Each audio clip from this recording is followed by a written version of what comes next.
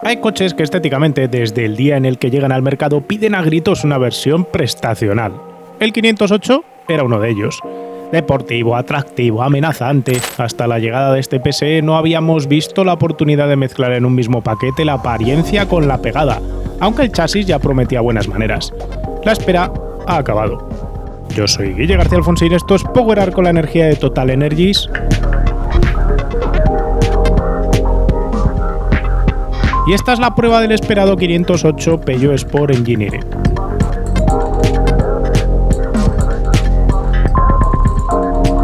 Cuando Carlos Tavares llegó a la presidencia de PSA tenía una prioridad clara y era poder subir la percepción de la imagen de marca de Peugeot un pasito por encima. La idea era poder cobrar más por los coches, impulsar la rentabilidad y no tanto el volumen, y para que la gente percibiese a Peugeot como una cosa distinta a lo que en aquel momento Peugeot proyectaba, lo que hizo fue apostar fuerte por crear coches que la gente quisiese tener. Por eso, entre los muchos proyectos que aprobó estaba el del 308R Hybrid. La idea era mezclar dos motores eléctricos, uno por eje, con el motor 1,6 de gasolina del 308 GTI para crear el Hiper GTI de 400 caballos con capacidad de empujar desde los dos ejes y trabajar con el torsen delantero.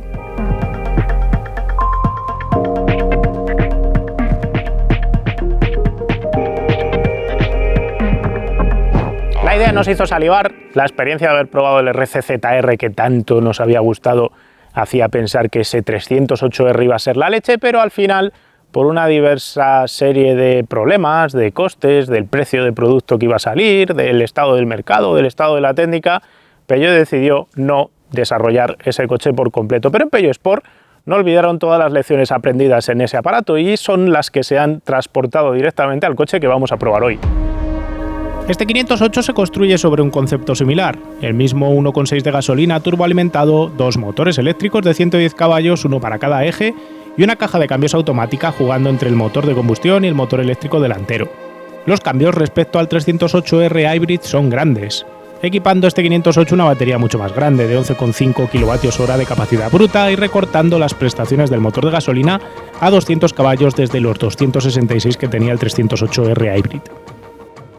El 508 PSE no deja de ser, por tanto, una reinterpretación de la base técnica del 3008 híbrido que probamos hace algunas semanas o meses en Powerar, con una implantación híbrida más o menos similar, pero con una puesta a punto mucho más deportiva para crear una especie de Grand Tourer deportivo aspiracional, muy rápido, con potencia, con pegada, con buen comportamiento deportivo, pero que quiero remarcar aquí que es importante darse cuenta que esto no es una especie de M3 a la Peugeot. Lo que intenta ser es más Audi S4. ¿Cómo bajo yo esto a palabras para ser más concreto? No busca ser un deportivo radical, no busca ser un coche de circuito, no busca ser algo para erizarte el vello de los brazos, busca ese término medio entre la deportividad, el comportamiento, la pegada, pero al mismo tiempo un coche de usar todos los días y que pueda acompañarte tanto a la compra como para ir a hacer viajes largos, irte de vacaciones y de cuando en cuando pegarte a una carretera al lado del mar o al lado de la montaña y hacer unas cuantas curvas sacándote unas sonrisas con la típica puesta a punto de un Peugeot Sport.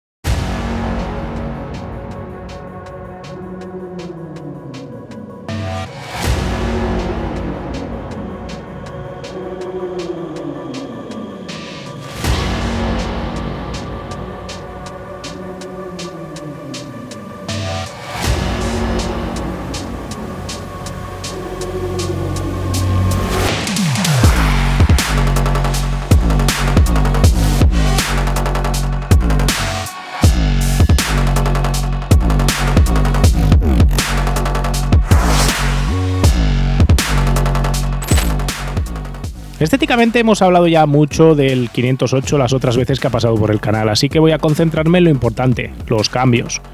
Reconozcamos de salida que este coche personalmente me gusta y realmente pedía a gritos una versión prestacional, como os decía al principio, así que todos los aditamientos deportivos le quedan de maravilla. Por delante tenemos un nuevo paragolpes delantero con una toma inferior, con un nuevo reparto de elementos, creando dos bocas adicionales con toques verde flúor. Cambia el mallado de la calandra y la parte inferior del paragolpe se queda con una suerte de aletines aerodinámicos que por primera vez en un coche de gran serie pasan a producción. Un 10 aquí por la tenacidad de la gente de diseño e ingeniería de Peugeot por convertir un elemento que llevamos viendo más de una década de manera conceptual en un montón de concept cars, y por primera vez lo vemos en un coche de gran volumen llevado a la realidad. En vista lateral, las llantas de 20 pulgadas calzadas con Pilot Sport 4S ya nos muestran que el coche es serio. Sí son oscuras y tienen hasta un elemento decorativo pintado, pero le encajan a la perfección. Tenemos una faldilla lateral con otro elemento en forma de aleta aerodinámica, una altura libre al suelo visualmente más reducida respecto al 508 normal y un juego de proporciones que de nuevo es todo un acierto. Y eso a pesar de que el coche tiene un pecado original como casi todo Peugeot, que es un enorme voladizo delantero, prácticamente de 1 metro, pero aquí queda perfectamente disimulado. El formato de la carrocería con la caída trasera tipo fastback, las ventanillas sin marco y el portón trasero del maletero, que podría pasar por un tercer volumen con portezuela independiente, son más aciertos del diseño estético de este coche que no solo se restringen al PSE. Por detrás, 2 colas de escape de verdad en la parte baja acompañando una suerte de difusor, aletas aerodinámicas de nuevo acompañando al diseño y una generación visual de cadera potente. Este coche mola y en este color con estos toques fluorescentes funciona a las mil maravillas. La posición de conducción, como hemos probado un montón de 508 por el canal, ya sabéis que nos gustabas con las piernas estiradas, tienes un volante pequeñito, todo te queda justo donde quieres, buena visibilidad, aunque el cuadro de instrumentos es bastante alto justo por el principio de diseño iCockpit que ha integrado Peugeot en todos sus modelos. Para los que os quejáis de que el aro de volante os tapa el cuadro de instrumentos, yo no soy la persona que mide todas las tallas como para poderos decir que a ninguno os va a dar ningún problema, pero sí que os digo que si lleváis el volante justo donde han pillado y pensado los diseñadores de ergonometría de Peugeot, pues no vais a tener ese problema. La idea es llevarlo bajo, cerca de las piernas, como si llevaseis un coche de rally. Si miráis a Latvala correr con un coche de rally ya no lo veis porque Latvala está retirado. Sebastián Ogier, me estoy haciendo viejo, ya estoy poniendo a pilotos que no corren corriendo. Lo que tenéis que buscar es que la muñeca toque la parte superior del volante mientras tenéis la espalda perfectamente pegada y que el brazo más o menos sea prácticamente horizontal, ligeramente levantado hacia arriba. Si colocáis el volante más arriba porque queréis llevarlo para ir más colgados, pues obviamente os tapa el cuadro, pero es que este coche no está hecho para esto. Y diréis, pero a mí me gusta llevarlo más arriba, pues entonces nos compréis un 508, es así de sencillo. Ya os decía, no hay mucha historia aquí para comentar nueva, así que os vuelvo a recordar que la idea de tener el techo bajo, tanta zona negra, la disposición de los elementos, así fashion y modernistas, lo que te recuerdan es como si estuvieses montado en una especie de avión de combate. Los asientos son nuevos en diseño y en materiales, agarran un poquito más el cuerpo que los de serie, que ya son buenos, pero el resto es idéntico a los de los otros 508 que ya hemos probado con su masaje y con sus regulaciones. Los toques amarillos verdosos llegan a los pespuntes del salpicadero y a los asientos, y el uso de la alcantara, el cuero y el tejido tridimensional de los asientos sirve para crear un ambiente de calidad y una percepción deportiva en la parte delantera. Y luego hemos encontrado una serie de paños que están mal ajustados. No sé si es por el kilometraje del coche o porque está mal montado de fábrica, pero por ejemplo esta pieza de aquí no solo se mueve, sino que hace ruidos raros. Entonces te puedes tirar aquí con esto todo el rato, lo estoy intentando ajustar a ver si se quedaba en su sitio y no le ha dado la gana. Y luego tenemos una moldura aquí también que lo mismo, no termina de ajustar. Ya os digo, como son coches de prensa, tienen 10.000 kilómetros, han llevado mala vida, puede ser que solo sea una cosa de esta unidad, pero son pequeños detalles que si de verdad están en las unidades entregadas, pues chocan un poco en un coche de 65.000 euros. Las plazas traseras pagan el hecho de tener esta caída de techo tan chula tipo fastback, seamos sinceros. Si vas a montar adultos es más recomendable la carrocería familiar, pero en este caso el fastback mola más estéticamente que el familiar. A mí, montando a las dos peques y al perro, lo que realmente me ha costado ha sido abrochar los cinturones de los tres porque me he tenido que encorvar para superar el marco de la puerta. En cuanto a espacio de rodillas y espacio de anchura, detrás es un coche digno, tiene salidas de aire, tomas de USB y el acabado de esta zona es de calidad. Me faltaba en esta unidad el techo panorámico para meter algo más de luz atrás, ya que es un coche que es muy oscuro de techo y en las plazas traseras puede llegar a resultar algo claustrofóbico. El maletero con 487 litros y sobre todo con portón es la mar de práctico y capaz. La batería no le come sitio, se lo come al depósito de combustible y de esos hablamos ahora en un ratito. Pero es minúsculo para este tipo de coches el depósito de combustible que lleva, ya os lo adelanto.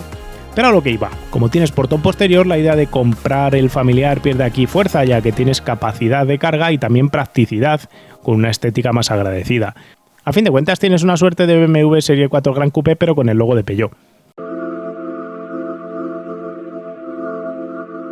Cuando Peugeot creó el 308R Hybrid conceptual se encontró con una serie de problemas técnicos, problemas que siguen persiguiendo a todos los coches que intentan llevar a la realidad la técnica de un concepto de híbrido enchufable y al mismo tiempo deportivo, y que tienen que ver con la gestión térmica, de energía, de entrega de potencia y de frenada.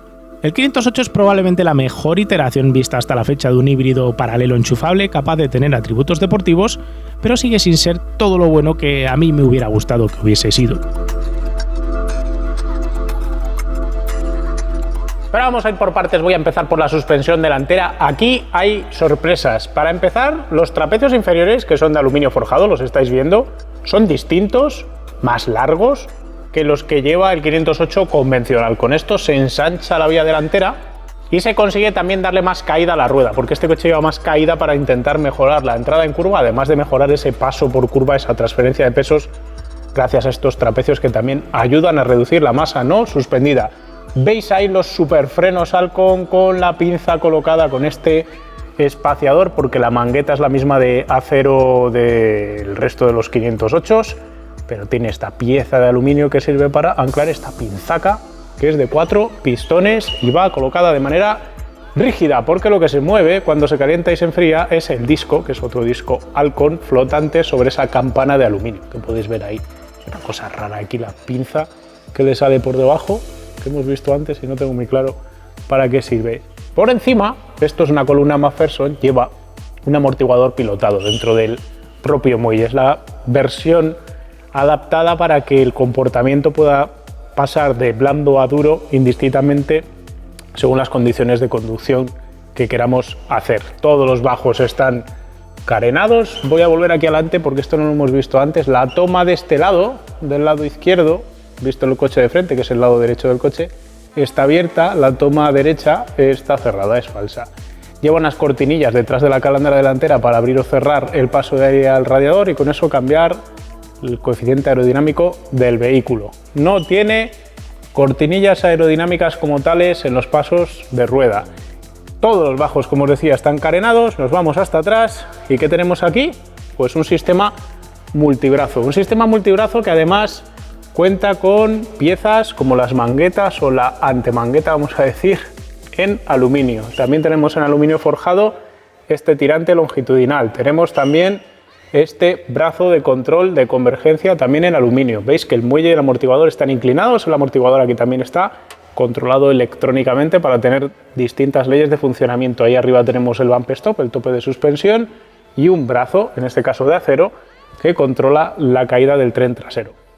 No es un coche precisamente ligero, 1850 kilos. Al final, el hecho de ser híbrido va a condicionar que tengamos una batería de 11,5 kWh que pesa y además ocupa espacio. Está situada debajo de la banqueta trasera y eso desplaza el depósito de combustible a esta zona, y este depósito de combustible es realmente pequeño, ronda los 38 litros, que son demasiado pocos para un coche que consume del orden de 8,5, 9 a los 100 a un ritmo más o menos vivo de autovía, lo cual nos va a hacer parar cada 400-450 kilómetros a repostar. Cuando uno se ha acostumbrado a que las berlinas de este tipo hiciesen 800, 900, 1000 kilómetros entre repostajes, pues se hace un poco pesado eso de estar teniendo que darle sopa cuando haces un viaje largo. El coche no es ligero, pesa 1850 kilos, la batería y la tracción total suman su precio, pero si uno mira un BMW equivalente tampoco hay una diferencia enorme. Debajo del capó delantero tenemos el famoso THP del grupo PSA evolucionado, este motor de 1,6 litros, de inyección directa de gasolina con turbocompresor, todo en aluminio de distribución variable y todo el resto de innovaciones tecnológicas que hemos visto en coches como el 208 GTI by Peugeot Sport, el 308 GTI, el RCZR.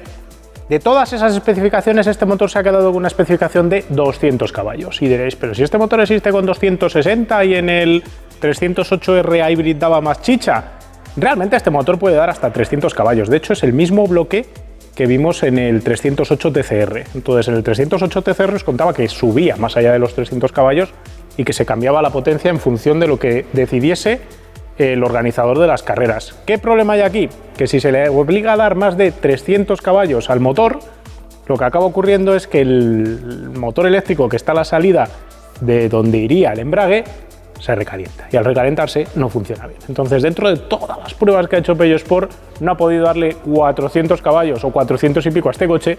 Primer problema por ese problema de calentamiento en el vano motor. Obviamente, se podría haber trabajado con otro tipo de refrigeración, abriendo más agujeros en la parte frontal, yo que sé, haciendo más ingeniería, pero entonces se dispararía el coste para un coche que está relativamente limitado en producción. A la salida del motor, como os digo, está situado el motor eléctrico, a la salida del motor de combustión, y después está la caja de 8 relaciones automática, tal cual encontrábamos en el 3008 híbrido. Luego hay otro motor eléctrico detrás, el motor de delante tiene 110 caballos de potencia, el motor eléctrico, 200 el motor de combustión, y tenemos otro motor eléctrico detrás de 113 caballos de potencia. Lo complicado aquí es mezclar todas esas potencias. En términos generales, podemos utilizar el coche en modo puramente eléctrico cuando estamos andando por ciudad, pero en el momento en el que estamos conduciendo ya con el motor de gasolina, el motor de gasolina tira de las ruedas delanteras y cuando la aceleración que pedimos excede la que es capaz de producir el motor de gasolina o por eficiencia el coche piensa que es mejor tirar de energía eléctrica, lo que hace es empujar con el motor eléctrico de atrás. Solo una vez que nos hemos merendado la potencia del de gasolina y la potencia del eléctrico de atrás, entra en funcionamiento el motor eléctrico del tren delantero, que también funciona como regenerador de energía eléctrica para recargar la batería. Dentro de todo ese juego de potencias es donde está la clave para que estos coches funcionen bien, es decir, que entren las potencias unas solapadas con las otras, que no tengamos tirones, que la potencia eléctrica entre suavemente al mismo tiempo que la de gasolina suavemente con la eléctrica, para que no tengamos cambios bruscos de par y de potencia cuando estamos utilizando el vehículo. Otras cuestiones. Todo el par y toda la potencia del motor eléctrico está multiplicado por la caja de cambios en el tren delantero. En cambio, el motor eléctrico trasero tiene una única reducción de velocidad para pasar su potencia al suelo. En teoría, si sumamos los 110 más los 113 caballos de los dos motores eléctricos, tendríamos 223 caballos eléctricos más los 200 de combustión que podríamos llegar a tener. Así que pasaríamos de los 400 y pico caballos. No podemos llegar a esa cifra por dos razones. Primero, porque no se solapan las curvas de potencia, y segundo, la batería de 11,5 kWh de litio que lleva este coche no es capaz de producir suficiente intensidad eléctrica en pico como para alimentar los dos motores eléctricos al mismo tiempo a su potencia máxima. Así que no podemos tener toda la potencia disponible de los dos motores eléctricos al mismo tiempo. Por eso, por todas esas razones, el motor se queda, el grupo motopropulsor, la suma de los tres motores, se quedan en 360 caballos.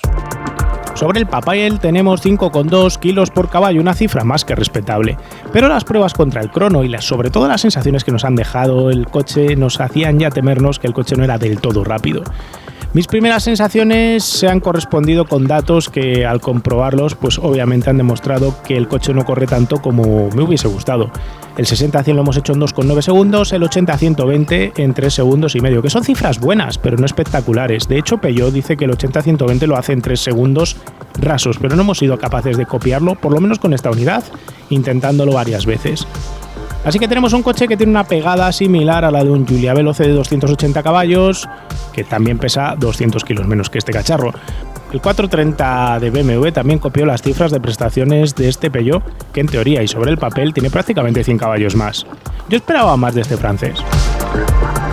Pero todo lo que no tiene de pegada lo suple con una característica muy francesa y muy típica de Peugeot, que no es otra cosa que la puesta en carretera.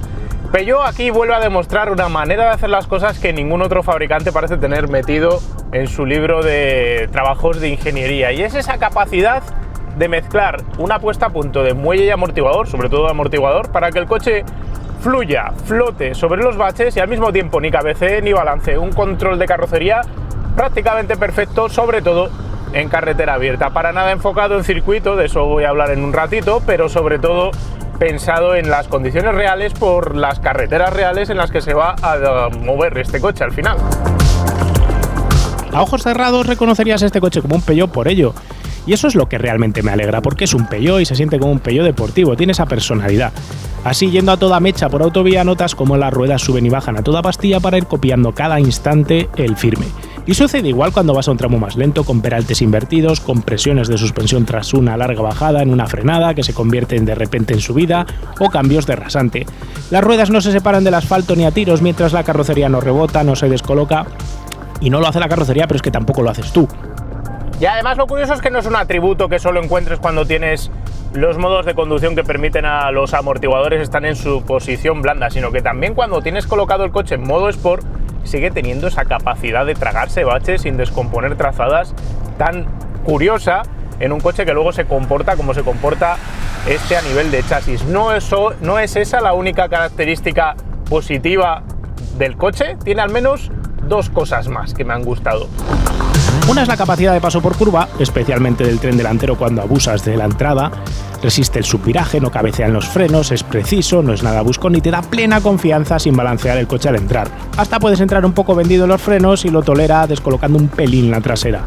La otra es la capacidad del coche de redondear a la salida de la curva con la trasera cuando vas de manera brusca sobre el acelerador. Algo que ya intuimos cuando probamos el Peugeot 3008 híbrido con dos motores eléctricos, porque el motor trasero empujaba el coche a la salida de las curvas y nos incitaba una pequeña guiñada que nos ayudaba a evitar un subviraje y que nos permitía ir pronto al gas, y aquí se lleva un pasito más allá. No es nada exagerado, no llegas al talante que puede tener una 45 de Mercedes-Benz, un Focus RS, nada de ese estilo de tener más para atrás que adelante de manera desorbitada para que el coche sí que nos haga más inducción a una especie de pseudo derrape casi a la trasera. Aquí no llegas a ese nivel, pero sí que notas que puedes ir pronto al gas sin perder el vértice de la curva y sin que además te vaya pegando hachazos el tren delantero. Aquí además eso es importante porque siendo un coche híbrido, teniendo tanta descarga de potencia en las ruedas delanteras, comparativamente cuando lo comparamos con el León híbrido enchufable que probamos aquí de Cupra, pues podemos aprovechar mucho más esa entrega, ese par que tienen los motores eléctricos sin freír los frenos y sin tener esos latigazos del tren delantero, porque lo está enviando sobre todo desde el tren trasero. Pero desgraciadamente no todo son buenas noticias. A la falta de pegada teórica y la que hemos medido con el crono se suman algunos problemas intrínsecos a su condición de híbrido enchufable. El primero de estos problemas es la falta de control directo entre lo que haces con el tobillo derecho y lo que hace el coche. Es un problema común a todos los híbridos paralelos, a los híbridos enchufables, a los que no son enchufables también, donde te falta esa capacidad de mandar kilos justo al eje que tú quieres en base a pequeños movimientos del pie derecho. De esta manera a mí lo que me gusta es tener sujeto el coche con el pie derecho. Si aprieto, que se hunda detrás, si suelto, que se hunda hacia adelante, y con ese pequeño control, casi de manera intuitiva y sin pensarlo, sobre todo si ya llevas muchos kilómetros hechos, pues lo que acabas haciendo es dominar los coches, sobre todo a base de acelerador, poniendo los kilos justo donde quieres y con eso modificando cuánto está agarrando cada uno de los dos ejes y cuánto está tirando del coche para que se meta o salga de las curvas. Esa capacidad realmente a veces no somos conscientes de lo importante que es hasta que te encuentras con un coche de este estilo donde no tienes ese control, y al no tener ese control te falta esa precisión a la hora de decir, vale, quiero mandar kilos atrás, quiero mandar kilos adelante, quiero que ahora retenga y pique hacia adelante. Eso aquí no sucede porque tienes un lag entre lo que tú haces con el pie y lo que hace el powertrain, el grupo de motores eléctricos, el motor de combustión, la caja de cambios. Todo eso se pone a pensar sobre lo que quiere hacer, o enciende el motor o hace cualquiera de esas cosas, y eso hace que haya un retraso entre lo que tú le pides y lo que él te da. Y eso te quita ese control inmediato y sobre todo esa sensación de control, más que el propio control, porque al final, sí, en una décima de segundo va a acabar haciendo el coche lo que le pides.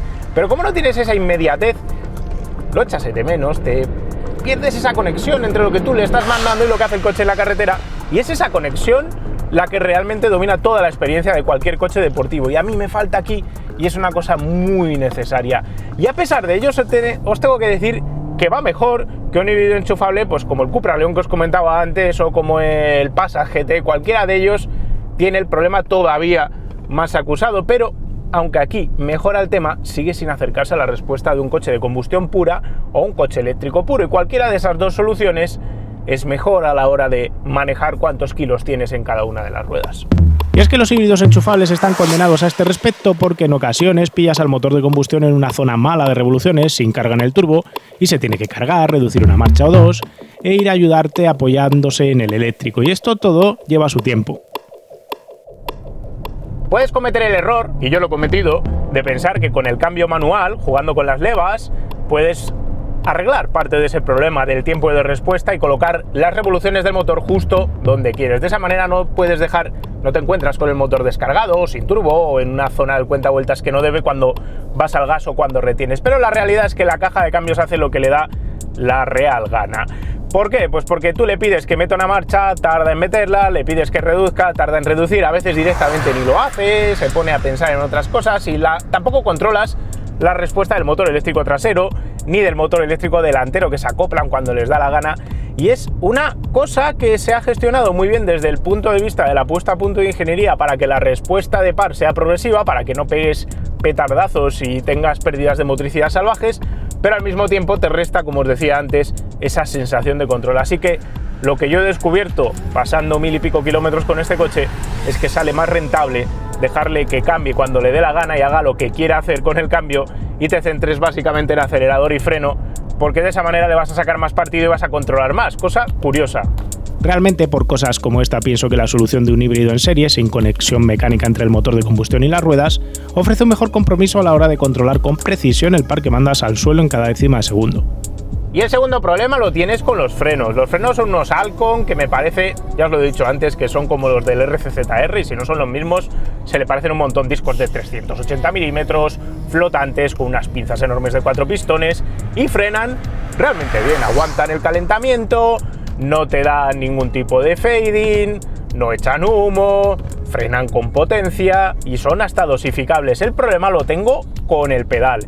El pedal de freno sufre lo que le pasa prácticamente a todos los híbridos enchufables, y es que tienes un problema entre cuando está regenerando y cuando está frenando mecánicamente. Afortunadamente puedes colocar la palanca de cambios en el modo B, de esa manera retiene mucho más y de esa manera quitas parte de la retención que si no va asignada al pedal de freno. De esa manera, en cuanto sueltas el acelerador, ya está reteniendo con el motor eléctrico. Esto es agradecido porque sobre todo cuando sueltas el acelerador ya consigues picar un poquito más hacia adelante los kilos. El problema es cuando quieres ya ir al vértice de la curva o viene una curva de derechas, voy al freno y el problema es que no tienes un tacto mecánico, no sabes cuánto estás exigiendo las pastillas por el peso del pedal, ni es suficientemente duro tampoco para dosificar por presión, lo dosificas por recorrido y el recorrido no es siempre idéntico. Para hacer frenada regresiva es complicado, al final no es un freno como el de un freno mecánico de toda la vida. Está mejor conseguido, de nuevo os digo que es otro aspecto que está mejor conseguido que los coches de Bach híbridos enchufables. Me gusta más este pedal, también mejor que el de los Mercedes-Benz eléctricos, por ejemplo, pero sigue sin tener esa capacidad de dosificar, de decidir cuánto estoy enviando al freno. De hecho, por ejemplo, el Mustang eléctrico, que también tiene que gestionar esa regeneración eléctrica más el frenado mecánico, tenía un pedal de freno más agradecido a la hora de administrarlo, administrar la potencia, hacer regresiva y todo el resto de cosas que se pueden hacer con un coche. Tampoco te habla el aro de dirección, por cierto, de la motricidad disponible, pero al menos el peso de la asistencia es el adecuado. Imagino que con la cremallera disponible para este coche no se podía conseguir mucho más de lo que ha conseguido Peugeot Sport aquí. Así que tenemos una berlina de aspecto deportivo, de aspecto espectacular, personalmente me encanta a nivel de diseño, con un chasis maravilloso que se lo traga todo, que no balancea, que no cabecea, que no se satura con los baches, que te permite colocarlo donde quieres, que no sucumbe al subviraje, que entra donde le dices, con una trazada delantera, con un tren delantero muy capaz y muy preciso. Tienes una trasera que incluso redondea las curvas, pero tiene problemas tanto con el control de acelerador como con el control de frenada. Así que, ¿dónde se sitúa el coche en el mercado? ¿Cuál es el perfil que tiene que cumplir este coche para decir si es satisfactorio o no en su misión de conseguir lo que Peugeot se ha propuesto? Hay que valorar el coche sobre todo bajo el prisma de qué perfil de uso está buscando Peugeot cubrir. Y ese perfil de uso probablemente no sea tan radical o tan de quemado como el que te puedes plantear a la hora de plantear los propios problemas que os he dicho. Probablemente al cliente tipo de este coche, por el tipo de uso que le va a dar, el tema del tacto del freno no le importe tanto y el control milimétrico de la aptitud de la carrocería en base al acelerador tal vez no sea tanto problema tampoco para él. Por autovía es un tragamillas sensacional, te aísla muy bien del firme, mejor que cualquier berlina de talante deportivo equivalente dentro de su precio, y deja el ruido en 67 decibelios. El BMW Serie 4 lo mejora, pero el resto de la competencia no. En estas condiciones puedes promediar 7,5 litros, 8,5 litros a los 100 dependiendo del ritmo que saques en la autovía, pero me parece un consumo aceptable para la pegada que tiene el coche, aunque el motor 30 de BMW probablemente pueda gastar un pelo menos. La ventaja real de este coche respecto a un BMW 330, un 430 Gran Coupé ahora que va a salir al mercado, un Giulia Veloce o cualquier coche de este perfil con motor de combustión puro es que tienes esos 40-50 kilómetros de conducción puramente eléctrica cada mañana cuando lo sacas de tu garaje. Si tienes un enchufe en casa y lo puedes enchufar, que eso es lo primero importante, pero entiendo que si te compras un coche de 65.000 euros no vas a tener problema para esto, lo enchufas y puedes hacer tu trayecto diario hasta el trabajo sin gastar un litro de gasolina. Si todos los días coges el coche para moverte por ciudad, eso puede representar una enorme ventaja, porque vas a estar sin gastar gasolina entre semana. Y luego, cuando tienes que afrontar un viaje largo, no tienes la problemática de un coche eléctrico de decir, vale, es que ahora no encuentro dónde enchufarlo, o tengo que ir pensando en los puntos de recarga, o cuál es la autonomía que tengo para ir hasta el siguiente enchufe. Todo eso queda solventado. La única pega que le he encontrado es el hecho de tener, como os decía antes, cuando estaba debajo del coche, un depósito de gasolina tan pequeñito. Y es que hacer 450 kilómetros entre repostajes en un coche pensado en poder hacer largas tiradas por autovía no deja de ser un engorro. Y pensarás, pero hombre, si paras cada 2-3 horas tampoco debería de ser tanto problema. Sí, pero estás todo el rato llenando el depósito, y aunque luego el consumo es el que es, que no es tan elevado, no te deja de ser algo un poco pesado, ¿no? Y es que tiene el tamaño de depósito de combustible como si fuese un utilitario del segmento B. Y es difícil de entender en un coche de este tamaño, de estas aptitudes, de este consumo y de este enfoque. Por 64.200 euros te llevas este 508 PSE. Tiene un descuento base ahora mismo de si entras por el concesionario y lo quieres comprar de 3.900 euros, nada más y nada menos, lo cual ya nos habla de cómo están las ventas de las berlinas.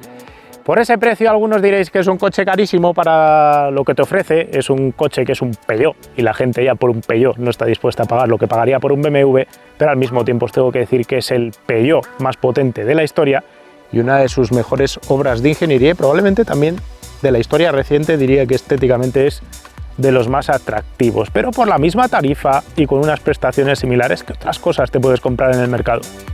Aquí probablemente esté el gran problema. Miremos primero las berlinas de espíritu deportivo. Tienes el Serie 4 Gran Coupé de BMW con el motor 430i y va a costar prácticamente lo mismo que este Peugeot 508 PSE. Un Giulia Veloce de 280 caballos y tracción total también copia cifras de prestaciones y resulta 13.000 euros más barato que este Peugeot. Una 5 Sportback de Audi de 245 caballos cuesta 55.000 euros, que es más de 10.000 euros menos que este Peugeot, así que es claramente más económico, pero también es claramente más lento si lo mires en cuanto a aceleraciones. Pero para un momento, Guille, si los coches que estás diciendo no son híbridos enchufables, bueno, aquí hay que aclarar las cosas. Si alguien se va a comprar este coche con 360 caballos, dudo que se lo compre principalmente porque sea híbrido enchufable. Se está comprando una berlina deportiva. Y por eso, secuenciar los coches y separarlos por híbridos enchufables, híbridos no enchufables, me parece un completo error. Yo compararía este coche con esos coches de talante deportivo que os he explicado. Si me tengo que centrar solo en versiones enchufables, ¿qué tenemos en el mercado? Todavía no tenemos precio para un eventual 430e Gran Coupé de BMW, pero sí sabemos que el 330e cuesta 55.750 euros de tarifa, por lo que podemos esperar que el 430 Gran Coupé híbrido enchufable ronde los 62.000. Si le metes el equipamiento M y demás, costará poco más que el coche francés. Y no hay más rivales híbridos enchufables equivalentes con este espíritu deportivo. Así que por tarifa y comparando el coche por prestaciones con el resto de modelos del mercado, no es un coche barato para nada. Está a la altura de un coche premium o aspiracional, como le queráis llamar. Por un lado, tienes la ventaja de que es un coche relativamente exclusivo. Solo hay que ver lo que pasó en su día con el RC-ZR, que era un coche caro y que sigue siendo caro si os lo intentáis comprar hoy en día de segunda mano.